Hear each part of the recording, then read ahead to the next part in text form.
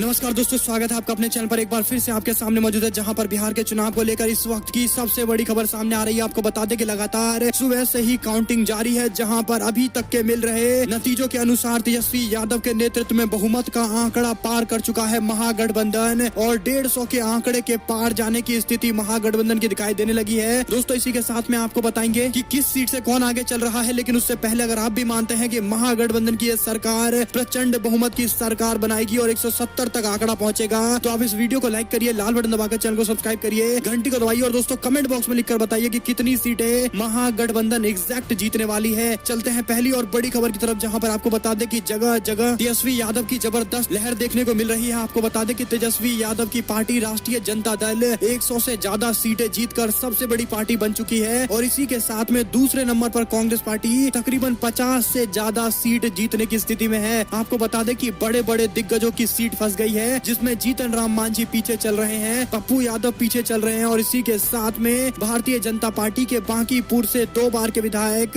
नितिन नवीन भी पीछे चल रहे हैं। और इसी के साथ में आपको बता दें कि बीजेपी के गढ़ कहे जाने वाले कई सारे इलाकों के अंदर तेजस्वी यादव ने लगाई है सेंध। आपको बताते चले कि कई ऐसे क्षेत्र हैं जो जनता दल यूनाइटेड का गढ़ है। नालंदा के अंदर भी कई सारी सीटें राष्ट्रीय जनता दल के खाते में जा रही है। कुल मिलाकर तेजस्वी यादव अपनी सीट पर प्रचंड बहुमत से तेजी से जीत की तरफ बढ़ रहे हैं, यानी राघवपुर की सीट पर तेजी से जीत की तरफ तेजस्वी यादव बढ़ रहे हैं। इसी के साथ हसनपुर में भी एक बड़ी जीत की तरफ राष्ट्रीय जनता दल बढ़ रही है। भारतीय जनता पार्टी के जितने बड़े दिग्गज नेता हैं या नीतीश कुमार के कैबिनेट के मंत्री हैं, सारे पीछे चल रहे हैं। ये बड़ी जानकारी सामने आ रही है। इसी के साथ आपको बता दें कि बिहार के चुनाव से जुड़ी हुई आगे भी जो पल पल की अपडेट सामने आती रहेगी, हम आप तक लगातार पहुंचाते रहेंगे। इसी के साथ दोस्तों, आप लोग की क्या कुछ राय है, क्या जब आप इस वीडियो को देख रहे हैं तब क्या आंकड़ा है, आप कमेंट बॉक्स में लिखिएगा जरूर। इसी के साथ में आपको अगर एक भी खबर अच्छी लगी हो तो आप इस वीडियो को लाइक करिए। चलते हैं एक और बड़ी खबर की तरफ, जहां पर आपको बताते चले कि बिहार के चुनाव के बाद बीजेपी के कई नेताओं पर गिरेगी गाज। हो सकता है कि केंद्रीय मंत्रिमंडल के अंदर हो जाए बड़े बदलाव, जिसमें नीतीश कुमार से लेकर कई सारे लोगों को जगह देने की तैयारी चल रही है। और बिहार के चुनाव के क्या कुछ मतलब है दोस्तों, कमेंट बॉक्स में अपनी राय जरूर लिखिएगा। चलते हैं दोस्तों एक और बड़ी खबर की तरफ, जहां पर चिराग पासवान ने तेजस्वी यादव के जन्मदिन पर बधाई दी थी, जिसके बाद कयास लगाए जा रहे हैं कि बिहार के चुनाव में कुछ बड़े परिवर्तन देखने को मिल सकते हैं। और एलजेपी की जरूरत अगर तेजस्वी यादव को किसी भी हालत में पड़ती है तो इसका समर्थन करने के लिए एलजेपी के प्रमुख दिखाई दे सकते हैं। आपको बता दें कि आरजेडी के मुखिया तेजस्वी यादव के जन्मदिन पर कई सारे राजनीतिक पार्टी के नेता और यहां तक कि कई बड़े बड़े लोगों ने उनको बधाई दी है। आपको बता दें कि इस कड़ी में जो बड़ी जानकारी सामने आई है, जिसमें ट्विटर पर तेजस्वी यादव को बधाई देने वालों का तांता लगा है। लोक जनशक्ति पार्टी के चिराग पासवान ने ट्वीट करते हुए तेजस्वी यादव को जन्मदिन की बधाई दी है, जिसके जवाब में तेजस्वी यादव ने लिखा, धन्यवाद भाई। इसके अलावा बहुत सारे छोटे मोटे बड़े नेताओं ने भी तेजस्वी यादव को जन्मदिन की बधाई दी है, जिसमें राहुल गांधी, राज बब्बर, हेमंत सोरेन, अखिलेश यादव, अरविंद केजरीवाल समेत कई और नेता शामिल है। लेकिन चिराग पासवान के बधाई देने और तेजस्वी यादव के द्वारा भाई कहकर चिराग पासवान को संबोधित करने के क्या मायने लगाए जा सकते हैं, इसको लेकर राजनीतिक चर्चाएं भी तेज हो गई है। जैसे कि चिराग पासवान ने अपने पिता रामविलास पासवान की तरह राजनीति के मौसम को भांप लेने वाले नेता के तौर पर जाने जाते हैं। ऐसे में तेजस्वी यादव को सरकार बनाता देख कहीं न कहीं उनका ये बयान सूबे के अंदर एक नई समीकरण को जन्म दे सकता है, और ऐसे में ये बड़ी अपडेट सामने आई है। आपको बता दें कि आज लगातार चुनाव के नतीजे सामने आ रहे हैं, जिसमें आप देख सकते हैं कि महागठबंधन कितनी बड़ी लीड के साथ आगे बढ़ रहा है। दोस्तों, जब आप इस वीडियो को देख रहे हैं तब महागठबंधन कितनी सीटें जीत चुका है, आप कमेंट बॉक्स में लिखिएगा जरूर। चलते हैं एक और बड़ी खबर की तरफ, जहां पर शिवसेना ने भारतीय जनता पार्टी और नीतीश कुमार पर जमकर निशाना साधा। आपको बता दें कि शिवसेना ने कहा कि पहले आप लोग जाइए, अगर जंगल राज आ जाएगा तो जनता निपट लेगी। बिहार के विधानसभा चुनाव के लिए 3 चरणों के मतदान समाप्त होने के साथ ही आज चुनाव के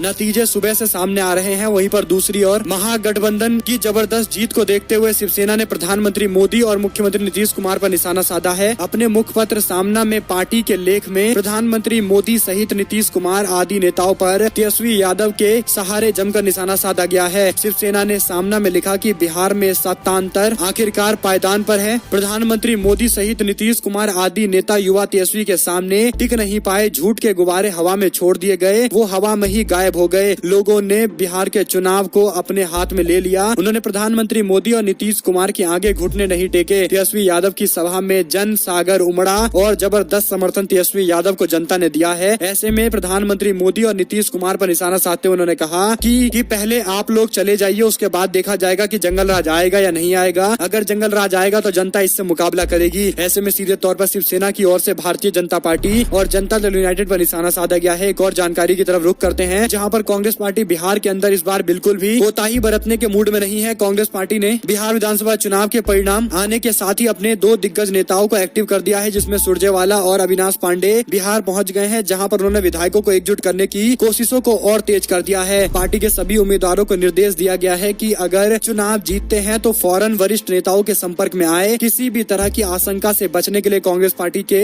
विधायकों को राजस्थान या पंजाब भेजने की तैयारी हो रही है। विधानसभा चुनाव के अंदर राजद कांग्रेस गठबंधन को जीत पर पूरा भरोसा है। एग्जिट पोल भी महागठबंधन की जीत की तरफ इशारा कर रहे हैं। इन सब के बावजूद कांग्रेस पार्टी कोई जोखिम नहीं उठाना चाहती। पार्टी ने समन्वय की जिम्मेदारी संभाल रहे केंद्रीय नेताओं को पटना भेजा है, ताकि चुनाव के परिणाम के बाद किसी भी स्थिति को निपटने के लिए कांग्रेस पार्टी के 2 केंद्रीय नेतृत्व फैसले ले सके और सभी विधायकों के साथ संपर्क साध कर उन सभी को महागठबंधन के पक्ष में खड़े रहने के लिए तैयार करे। बता दें आपको कि बिहार प्रदेश कांग्रेस के वरिष्ठ नेता किशोर कुमार झा कहते हैं कि सावधानी बेहद जरूरी है, क्योंकि जेडीयू भाजपा अपनी सरकार बनाने के लिए किसी स्तर तक जा सकती है। पार्टी को बिहार सहित कई राज्यों के अंदर पार्टी को टूट का सामना करना पड़ा है। बिहार में पार्टी के प्रदेश अध्यक्ष पार्टी छोड़ चुके हैं। मध्य प्रदेश के अंदर गुजरात, कर्नाटका सहित कई सारे ऐसे उदाहरण हैं। कांग्रेस पार्टी के नेताओं का कहना है कि पार्टी को टूट का डर सता रहा है और इसीलिए चुनाव के दौरान ऐसे नेताओं को टिकट दिया है जो चुनाव से कुछ दिन पहले दूसरी पार्टियों से आए थे। यानी कुल मिलाकर कांग्रेस पार्टी काफी ज्यादा रिस्क में चल रही है और इसीलिए अपने उम्मीदवारों को जीतते ही पार्टी ने वरिष्ठ नेताओं से संपर्क साधने के लिए कहा है। एक और जानकारी की तरफ रुख करते हैं, जहां पर चुनावी नतीजे से पहले बिहार पहुंचे कांग्रेस पार्टी के नेता अविनाश पांडे ने रिजल्ट को लेकर बड़ा बयान दिया है। बिहार के विधानसभा चुनाव के अंदर आप देख ही रहे हैं कि महागठबंधन कितनी आसानी से चुनाव जीत की तरफ बढ़ रहा है। वहीं पर दूसरी ओर महागठबंधन में शामिल कांग्रेस पार्टी अपने प्रत्याशियों को लेकर भी काफी चिंतित है। यही कारण है कि कांग्रेस पार्टी के हाई कमान ने तुरंत एक्शन लेते हुए 2 नेताओं को प्रदेश में भेजा है। आपको बता दें कि अविनाश पांडे ने कहा कि बिहार का एक आत्मसम्मान राज्य में से एक है। बिहार के लोग कुछ भी सह सकते हैं, लेकिन किसी तरह की कोई गड़बड़ी नहीं सह सकते। अपने अंतिम शासन काल में नीतीश जी और भाजपा ने जोड़ तोड़ की राजनीति करने की काफी कोशिश की। मंगलवार को बिहार के विधानसभा चुनाव के नतीजे आ गए और ऐसे में दोस्तों कांग्रेस पार्टी की ओर से ये बड़ा कदम उठाया गया है, जिसकी जानकारी हमने आप तक पहुंचाई है। चलते हैं एक और बड़ी खबर की तरफ, जहां पर दरभंगा के अंदर कीर्ति आजाद जो कांग्रेस पार्टी के दिग्गज नेता है, उन्होंने कहा कि महागठबंधन की सरकार में कांग्रेस पार्टी अहम रोल अदा करने वाली है। आपको बता दें कि बिहार चुनाव 2020 के परिणाम के साथ ही कांग्रेस पार्टी ने महागठबंधन के नेताओं में खुशी की लहर देखने को मिल रही है। कांग्रेस के नेता कीर्ति आजाद ने एग्जिट पोल के बाद अब चुनावी नतीजे को लेकर खुशी जाहिर करते हुए कहा कि तेजस्वी यादव का जन्मदिन एक अहम जन्मदिन होने वाला है। इसी के साथ प्रदेश के अंदर महागठबंधन की सरकार में कांग्रेस पार्टी अहम रोल में होगी। दरभंगा स्थित अपने आवास से पूर्व क्रिकेटर और कांग्रेस पार्टी के नेता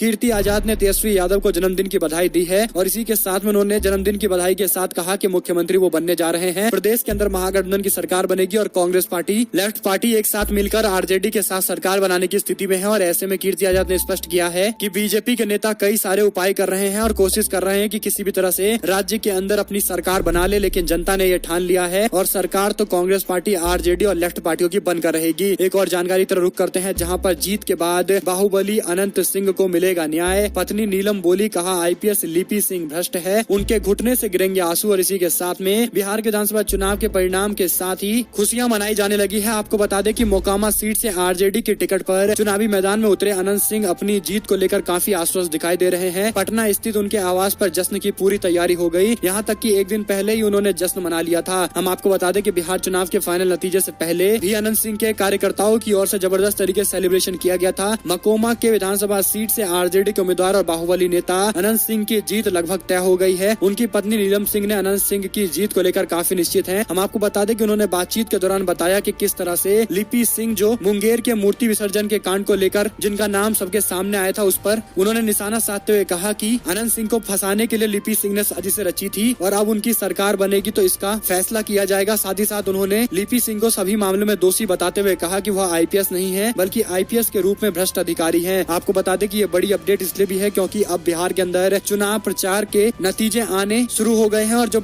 नतीजे समझ में आ रहे हैं वह स्पष्ट तौर पर दिखाता है कि कुछ बड़ा बदलाव बिहार के अंदर होने जा रहा है। और ऐसे में दोस्तों आप लोग की क्या कुछ राय है पूरे बिहार के चुनावी नतीजे को लेकर कमेंट बॉक्स में लिखिएगा जरूर। चलते हैं एक और बड़ी जानकारी की तरफ, जहां पर एग्जिट पोल पर बीजेपी का दावा महागठबंधन आगे लेकिन हमारे पक्ष में नतीजे होंगे। आपको बता दें कि बिहार विधानसभा चुनाव में अंतिम दौर के मतदान के साथ ही बीजेपी जीत के दावे कर रही है, लेकिन आज जो चुनाव के नतीजे सामने आए हैं वह तो इन दावे और इरादों से अलग की चीजें दिखा रही है। आपको बता दें कि अधिकांश एग्जिट पोल भले ही राष्ट्रीय जनता दल का समर्थन कर रहे थे और चुनाव के नतीजे राष्ट्रीय दल का समर्थन कर रहे हैं, लेकिन बीजेपी अभी तक दावे कर रही है है कि सरकार तो उनकी ही बनेगी। ऐसे में देखना होगा कि आगे आने वाले दिन के अंदर किस तरह से भारतीय जनता पार्टी अपनी जीत के दावे को छोड़ती है हारने के बावजूद, या फिर एक बार फिर से जीत के दावे झूठे झूठे करती है जैसे कर्नाटका में किया था और सरकार गिराकर अपनी सरकार बनाई थी। ऐसे में दोस्तों आपको बता दें कि भारतीय जनता पार्टी के राष्ट्रीय प्रवक्ता शहनवाज हुसैन अभी तक मानते हैं कि उनकी सरकार बनने वाली है, बीजेपी की सरकार बनने वाली है। इस पर आप लोग की क्या कुछ राय है कमेंट बॉक्स में लिखिएगा जरूर। ऐसे में दोस्तों हम आपको बता दें कि एक एक करके हमने आपको सारी अपडेट दी है। आपको बता दें कि बिहार के चुनाव के शुरुआत में ही हमने आपको बताया था कि महागठबंधन किस तरह से चुनाव जीतने की स्थिति में है, जहां पर तेजस्वी यादव को जनता का जबरदस्त समर्थन मिला।